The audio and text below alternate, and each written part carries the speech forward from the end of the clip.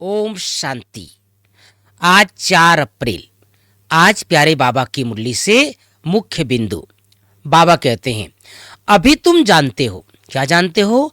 हम उन देवताओं जैसे बन रहे हैं। जन्म जन्मांतर हम देवताओं की महिमा गाते आए हैं।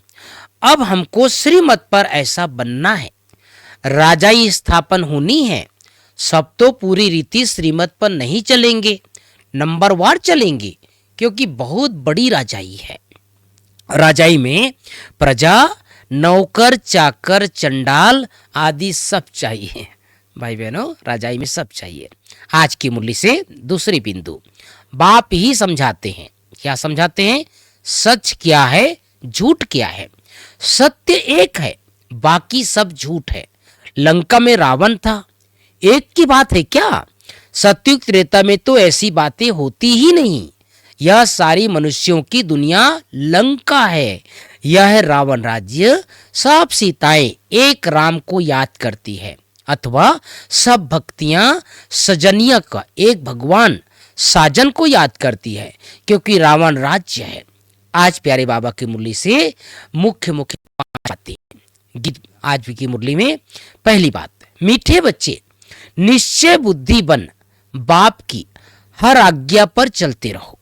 आज्ञा पर चलने से ही क्या बनेंगे? श्रेष्ठ बनेंगे।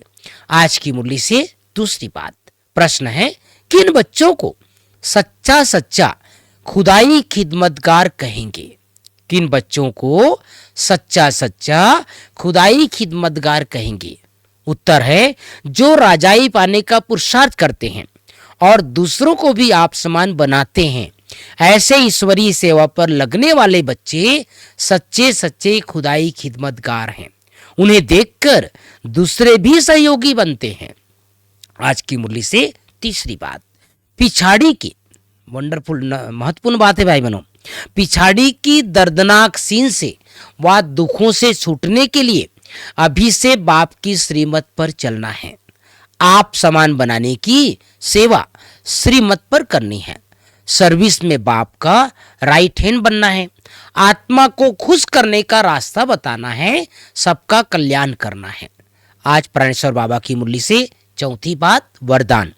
स्वयं के संकल्पों की उलझन अथवा सजाओं से भी परे रहने वाले पाशविद आनर भाव।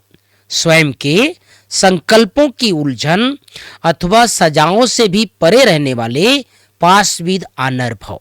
पांचवी बात, स्लोगन है, ज्ञान घृत और योग की बत्ती ठीक हो तो खुशी का दीपक जगता रहेगा।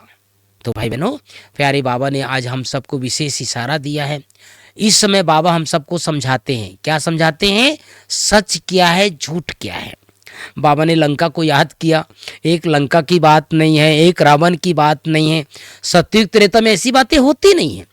ये सिर्फ कलयुग के अंत में ही सारी जो बातें हैं, ये सारी जो बातें हैं सब बना हुआ है।